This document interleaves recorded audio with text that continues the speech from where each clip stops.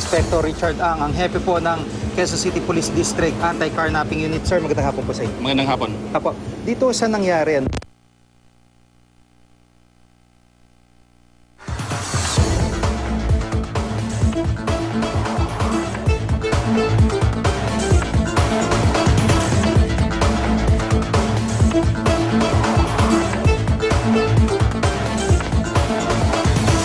Pulis na nasa kalsada at kaya lilipat sila ng sasakyan.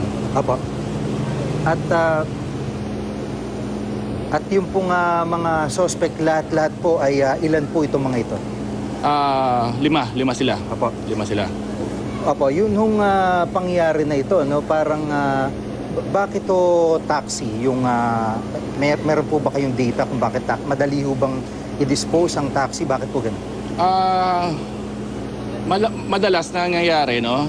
Hino-hold up ng taxi at the same time ginagamit at getaway. Minsan ina-abandon na lang.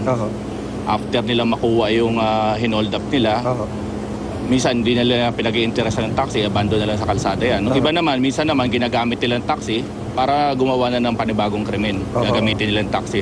Mang-hold up na naman sila, gagamitin nila ng taxi. Ayun po. Pero yung halimbawa yung taxi ho na ganito, chap-chapin o mayroon po bang data rin yung ANCAR na para madali rin siyang maibenta yung mga piyesa po nito? Meron din ganyang mga pangyayari. Kaya tayo dito sa QCPD, lagi natin na ini-implement ng visitorial powers natin sa mga tindahan ng mga second-hand na piyesa ng sasakyan at motor. Apo. Yun hong anggulo na yung sinasabing rob out, ano po ang pananaw niyo rin? Wala hong katotohanan ho yan. Tunay hong enkwentro ho yan. Apo.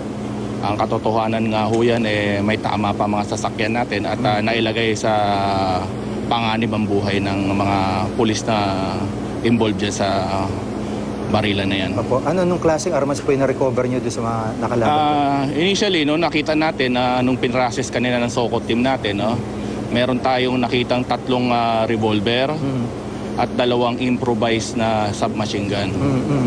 At sa pagkakataong ito, meron pa ho ba itong follow-up operation o na-identify ho ba kung anong grupo po ito?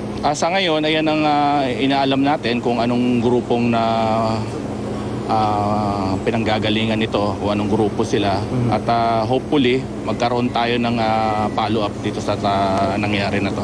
Maraming salamat po sa pagkakataon. Si Police Chief Inspector Richard ang hepe po ng QCPD Anti-Carnapping Unit. Samantala kasama din po natin si Police Chief Inspector Rolando Lorenzo Jr., ang hepe po ng Special Traffic Action Group. Sir, magandang hapon po sa inyo. Good afternoon.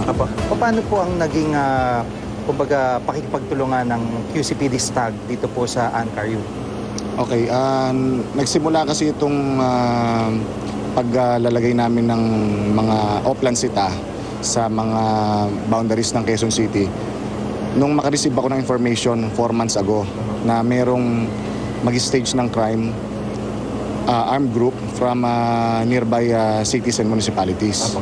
So mula noon, pinaigting na namin yung kautosan din ni Chief PNP na ilabas sa kapulisan, mag-conduct ng Oplan Sita, mag-patrol. So nataon naman na nung 7:30 ng umaga kanina, magsimula kaming mag-conduct ng Oplan Sita doon sa boundary ng Montalban at Quezon City. Meron na palang habulan na nangyayari between sa elements ng ANCAR at saka itong mga suspects.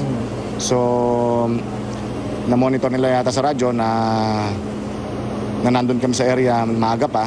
Baka sakali sila na baka nandun pa kami, kaya tinawagan nila kami agad para tulungan sila. Apo. At paano po yung naging enkwentro? Mga tauhan po nyo o ng ANCAR mismo? O nung magkabarila na, magkakasama na po kayo ng ANCAR? Actually, sumalubong kami. Nung tumawag yung ANCAR, sumalubong kami dun sa direksyon ng habulan nila.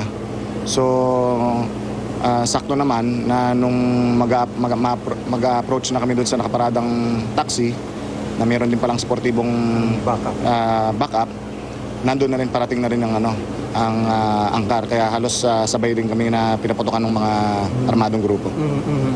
At yun nga, no, nakita yung, kumbaga, yung pagiging effective ng presence, lalo na doon sa boundary ng area na yun. Ano po? Oo, kitang-kita naman doon na kasi maliban dito, siguro mga last month lang, sa barangay Lagro naman, nakasabat din kami ng isang riding in tandem naman na kakatapos lang din mang hold up sa parting Timog. So makikita natin talaga na effective yung programa ng ating Secretary of Interior and Local Government and Chief PNP Police Director General Ricardo Marquez. So sa ngayon, tuloy-tuloy yung ganitong operasyon, lalo din siguro sa ibang mga areas na madalas po yung ganyang krimen po. Oo. Susundin namin yung direktiba ng aming mga otoridad at lalo namin na gagalingan pa sa aming trabaho. Maraming salamat po sa pagkakataon. Si Police Chief Inspector Rolando Lorenzo Jr. Siya po ang hepe ng Special Traffic Action Group na nakainkwentro po mismo nitong 5 mga napatay na karnaper